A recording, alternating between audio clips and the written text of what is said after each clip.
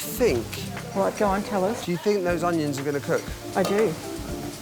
Inside the pheasant? I do. Okay. I do.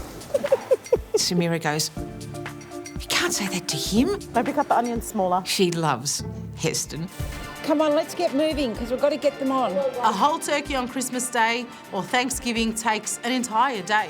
So because we're doing it on the crown, we need at least 2 hours to get this turkey cooked. Forget everything else, turkey stuffing now. What else do you want me to chuck in with these crumbs? I want basil. We definitely need basil. Just full of flavour, we need sumac, we need... I've got sumac. Yeah, just do it, please. We know about flavours, and the stuffing's going to bring beautiful flavours to the turkey. Push it. It's really got to be pushed in hard. Yeah, that's pretty Middle pushed. Eastern push, come on.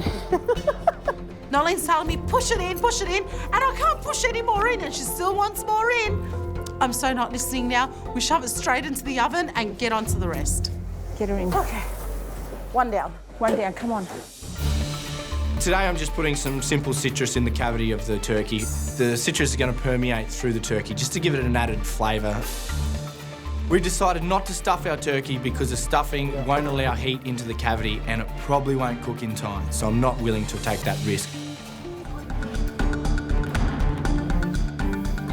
Now it's time to get started on the pheasant. In with my pheasant, I have parsnips, heirloom carrots, shallots, thyme, rosemary, lots of aromat so it can permeate through the oven and get a nice flavour into this pheasant. Today I'm making a puff pastry.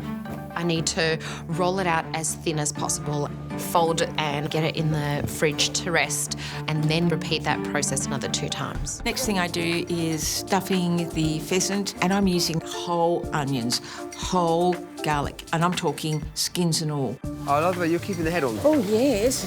True medieval style. Yeah, we're upset the feet aren't on. Do you think... Right, go on, tell us. Do you think those onions are going to cook? I do. Inside the pheasant? I do. Okay. I do. Samira goes, you can't say that to him. Maybe cut the onions smaller. She loves Heston. The next thing I get onto is I'm going to work on the squabs. For my squab, I'm going to go with the spicy paste on there. A squab is basically a baby pigeon. I am very comfortable cooking with these birds because it's something my husband absolutely loves eating. Being brought up in Egypt, that's what they ate. So I always cook it for him and the girls. Oh, smell that, Nolene. Good. So basically I blend up my spices, I pour it on top of the squab and I start pan frying them. Oh, Samira. 15 minutes to go, the turkey comes out and we allow it to rest for 15 minutes. Well, they say if it runs clear, it's cooked. It's running clear. All the birds look absolutely magnificent. Now we have to think about presentation.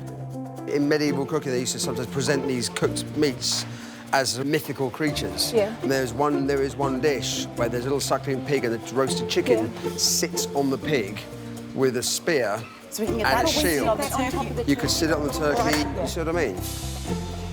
Yeah. Oh, turn him round. Look, there's another option. Oh, we can shove him in the neck. We can shove him in there. This idea has come up where we're going to place the pheasant on top of the turkey. And Nolene is in her element. She's in heaven. Now give him here. Doing some between here all the way down in with the that one. Beautiful. Done. It's secured. And it looks really terrific. It's really fitting for the meal that we've prepared.